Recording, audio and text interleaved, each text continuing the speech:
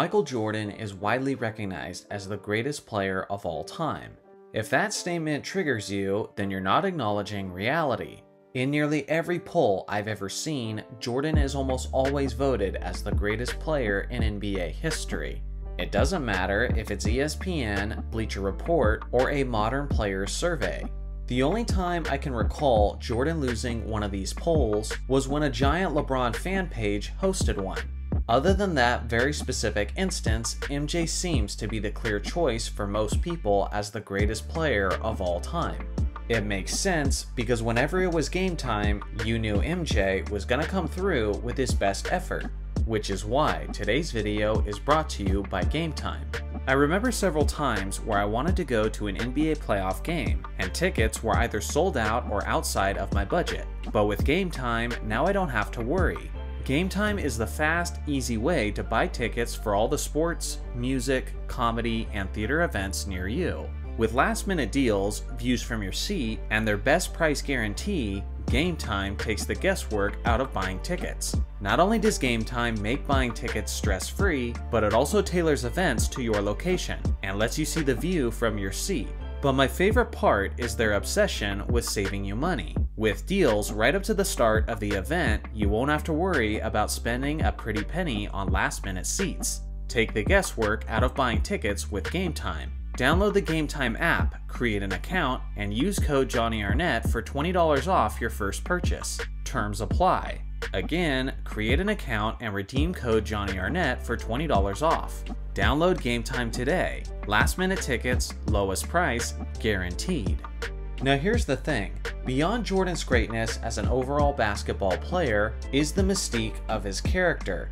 Many people are caught up in the brand and the reverence for MJ, to the point that they act like he's a literal basketball god, who simply cannot fail or be outclassed in any way, shape, or form.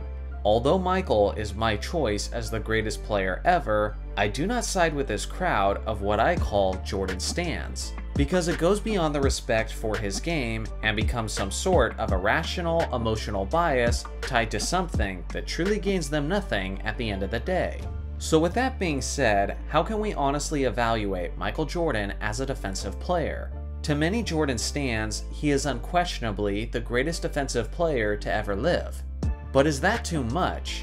Have we elevated MJ in categories where we shouldn't, simply because of his insistent fan base?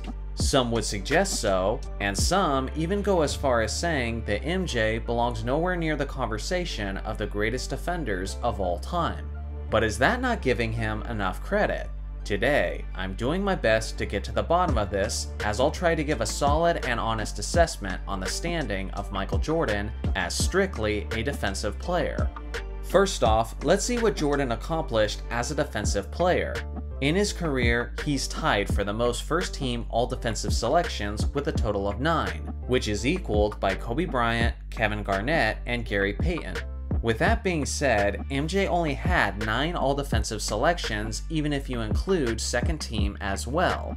In the case of Kobe Bryant and Kevin Garnett, they both have more overall all-defensive selections. Now MJ did win the Defensive Player of the Year award in 1988, which is a rare feat for a guard, as only 6 guards in NBA history have won the award.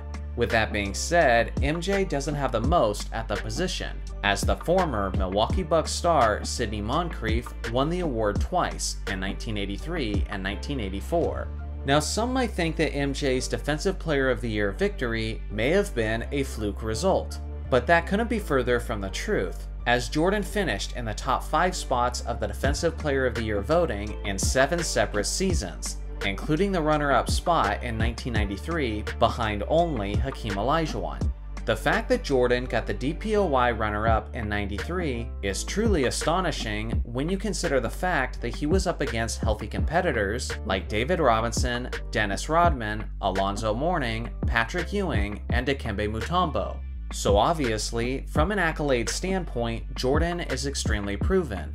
You can debate whether or not he's the most proven guard defensively when it comes to the hardware, but without question, he's certainly in the conversation. Now, as I've mentioned before, you can certainly make the argument that the defensive accolades are somewhat skewed in favor of the more popular players, seeing how the awards are all based on voting results and not on objective facts. What is objective is the defensive statistics, which indicate what actually happened on the court. It comes as no surprise that MJ was a monster statistically on the defensive end. He's actually 4th on the NBA's all-time steals list, and he also has the 3rd highest steals per game average in NBA history, trailing only Michael Ray Richardson and Alvin Robertson. Thanks to his tremendous strength, his massive hands, and his intelligence, he was able to achieve all of these steals, as he actually led the NBA in 3 separate seasons in steals per game. His 3 league-leading seasons is the 2nd most in NBA history, trailing only Chris Paul, who did it a total of 6 times. MJ was also a bit of a gambler on defense, but it often paid off as he would frequently jump the passing lanes and would often trap the offensive ball handler as the help defender. Beyond that, Jordan was also one of the greatest shot-blocking guards in NBA history, and some even think he was the best. Depending on how you break down the stat, Jordan either has the 1st or 2nd best career average for blocks per game, right beside Dwayne Wade. Jordan also has the highest single-season average by a guard in NBA history, when he blocked 1.6 shots per game in 1988, which happened to be the year that he won the Defensive Player of the Year. In his career, Jordan also led all guards in defensive win shares a total of 7 times. Now, as I've talked about in the past, Jordan was a more risky defender than, say, Scottie Pippen. Scottie didn't usually get as many blocks and steals as Jordan did. But what Scottie did do well was smother the offensive player so intensely with his on-ball defense that it basically forced him into a bad shot or a bad pass. Although Jordan is certainly the more impressive defensive player based on his statistics, there is still an argument on who's the greater defender, because much of Pippen's defensive impact doesn't actually show up on the stat sheet.